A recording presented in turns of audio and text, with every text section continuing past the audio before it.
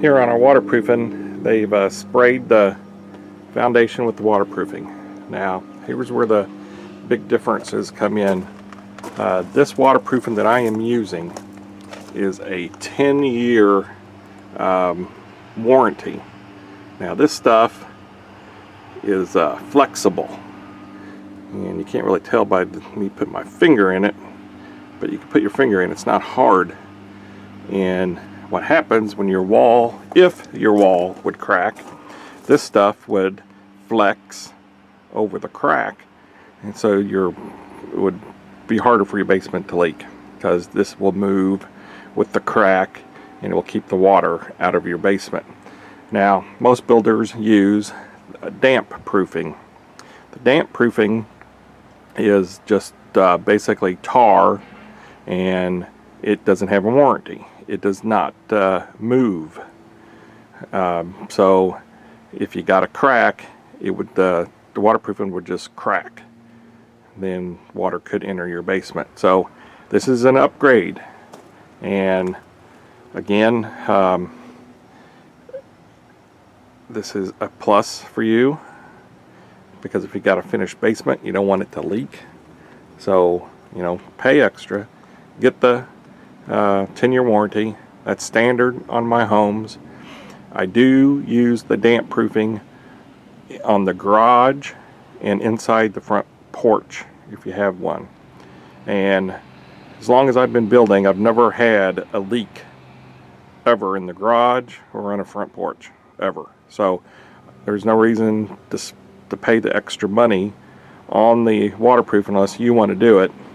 So I save a little there, and that way I can afford to waterproof these houses the right way, and you know, to make things right. Now, here we have a window well.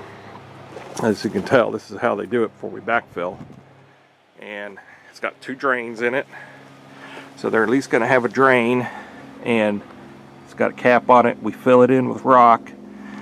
The whole thing will be filled in with rock, so when it rains, the water will go through the rock and it will find these drains and go all the way down to the footing. So no water will ever back up in your window wells because there's drains there.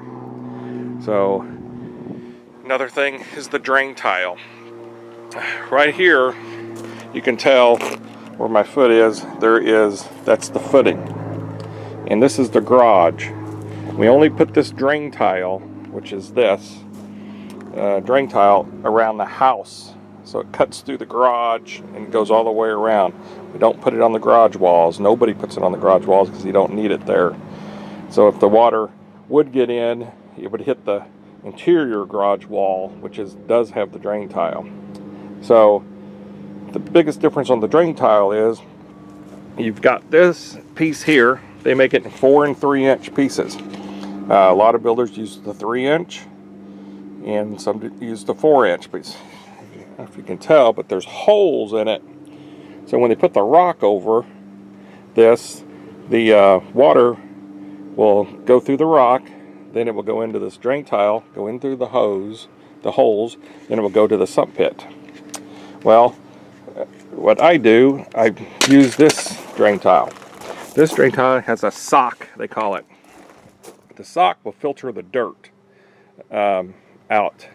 So your drain tile is not supposed to get clogged up. I have fixed many houses that I've remodeled, and this drain tile here would be solid full of mud.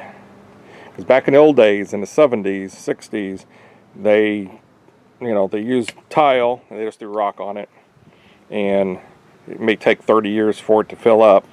Basically everything I do on a house, I said it once, I said it 100 times, it's for the future, it's not for the first 1-year warranty. And so this sock, which of course is more money, but they put that sock on it and that will filter the dirt. So they lay it right up here against the foundation. That's where they're going to lay it.